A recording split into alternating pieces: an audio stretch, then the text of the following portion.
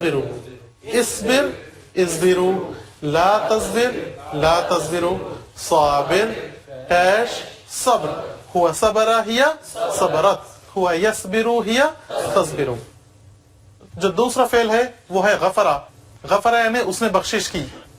ٹھیک ہے، ترجمہ کیجئے. غفرا غفرو، غفرتا غفرتم، غفرتو غفرنا، یغفرو یغفرونا، تغفرو تغفرونا، اغفرو نغفرو، اغفر اغفرو، لا تغفر لا تغفرو، غافر مغفور مغفرہ. ہوا غفرہ ہی غفرت، ہوا یغفر ہی تغفر.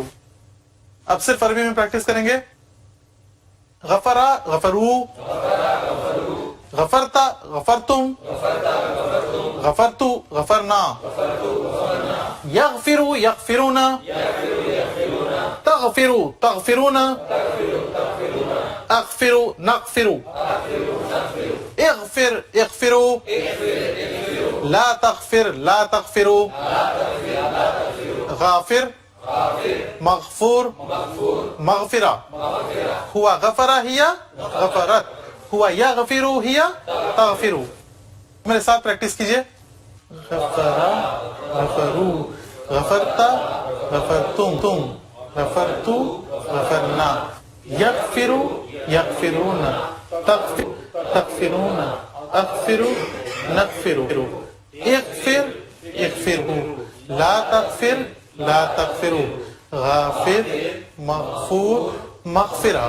ہوا غفرہ ہی غفرت، ہوا یغفر ہی تغفر. دو وضاحتیں. ایک یہ کہ اگرچہ کہ ہم سارے فارمز کر رہے ہیں، یاد رکھیے مغفرت صرف اللہ تعالیٰ ہی کر سکتا ہے. اسلام میں کوئی سسٹم نہیں ہے کہ آپ کسی کے سامنے جائیں، اپنے گناہوں کا اقرار کریں، وہ آپ کو معاف کر دے یا اللہ تعالیٰ کے بہاف پر مغفرت کر دے. اسی لیے اگلے سبق میں ہم دیکھیں گے انکا انت الغفور الرحیم. دوسری بات یاد رکھیے، غافر مغفور مغفرہ. مغفور ہم کہتے ہیں مغفور و مرحوم، دعا کے معنوں میں فلاں صاحب جو مر گئے مغفور و مرحوم، یعنی جن کی مغفرت ہو گئی. اصل میں وہ دعا کے معنی میں ہے، یعنی مغفرت ہو جائے جنہیں. مرحوم، مرحوم کہاں سے بنا؟ آگے سیکھیں گے ہم. رحیم، راحم رحم کرنے والا، مرحوم جس پر رحمت کی گئی.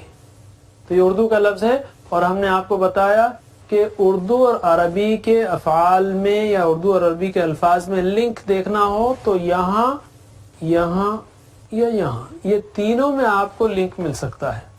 غافر نہ ہو تو مغفور تو ہے اردو میں، مغفرت بھی ہے. اکثر جو ہے گول تے جو عربی کا ہے اس کو ہمارے پاس فلیٹ تے یا دوسرا تے بنا دیتے ہیں. مغفرت، رحمت، رحمت ان کو رحمت وغیرہ. تو ہم نے باب ضربہ، تیسرا باب، تیسرا اسٹائل، تیسرا نمونہ، اس پر 4 افعال سیکھے. ضربہ، ظلمہ، صبرہ اور غفرہ. اس کو آپ یوں بھی یاد رکھ سکتے ہیں، یہ صرف یاد رکھنے کے لیے ہے ان 4 افعال کو، کہ اگر کسی نے دوسرے کو زبردستی مارا، ضربہ، تو اس نے ظلم کیا. اب جس کو مار پڑی اگر کچھ نہ کر سکے بیچارہ صبر کرنا چاہیے، اور جس نے مارا اس کو معافی مانگنا چاہیے تاکہ اللہ تعالیٰ اس کی مغفرت کرے. ضربہ تو ظلمہ، صبرہ غفرہ.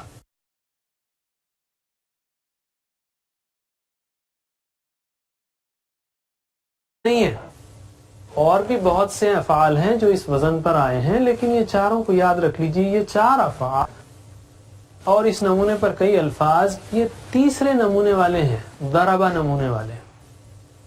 پہلا تھا کون سا؟ فتح کا نمونہ، باب فتح. دوسرا باب نصرہ. تیسرا باب ضربہ. ٹھیک ہے، آخری ہم نیکسٹ سبق میں کریں گے. اب ہم آتے ہیں نقطہ تعلیم کی طرف. ہم ہوم ورکس کا ذکر کر رہے تھے. ہم نے کہا کہ چونکہ ہم کو قرآن کے الفاظ کے معنی یاد رکھنا ہے یا نماز کے معنی یاد رکھنا ہے، تو اگر ہم ان ہوم ورکس کو کریں جو سمپل ہیں تو انشاءاللہ بہت آسانی سے ہم ان چیزوں کو سیکھ لیں گے. اور ہمارے ہوم ورک 7 تھے، رائٹ؟ 2 تلاوت کے، 2 اسٹڈی کے، سننے کا ہوم ورک، سنانے کا ہوم ورک اور استعمال کرنے کا ہوم ورک. 2 تلاوت کے یعنی 1 دیکھ کر کم از کم 5 منٹ اور حافظے سے کم از کم 5 منٹ آتے جاتے ہوئے. 2 اسٹڈی کے کم از کم 10-15 منٹ اسٹڈی کتاب سے اور کارڈ سے. شیٹ ہمیشہ جیب میں رہے، کارڈ ہمیشہ جیب میں رہے. جب بھی نماز سے پہلے، بعد میں یا انتظار میں دیکھ لیں آپ 10 سیکنڈ ہی صحیح. اور سننے کا یعنی جو ریکارڈنگ ہے لفظی ترجمے کی اور گرامر کی، وہ آپ سن لیا کریں بار بار. انشاءاللہ بڑا آسانی یاد ہو جائیں گے آپ کو الفاظ معنی. اور ہمارے قاری عمران صاحب کی آواز ہی میں ہے وہ، اس کا جو ہے تلاوت اور ترجمہ. اور سنانے کا یعنی اپنے دوستوں سے، ساتھیوں سے، گھر والوں سے 1 منٹ ہی صحیح اس موضوع پہ بات کیجیے. ہزاروں باتیں جب ہوتی ہیں تو اس موضوع پہ 1 منٹ بات کر سکتے ہیں آپ. 1 آیت سنا سکتے ہیں، اس کا ترجمہ سنا سکتے ہیں، 1 غفروں کی پریکٹس کرا سکتے ہیں آپ، کیوں نہیں. اور استعمال کرنے کا یعنی مختلف صورتوں کو نماز میں دہرائیے. ایک ہی مشین کی طرح فکس صورتیں نہیں، مختلف صورتوں کو.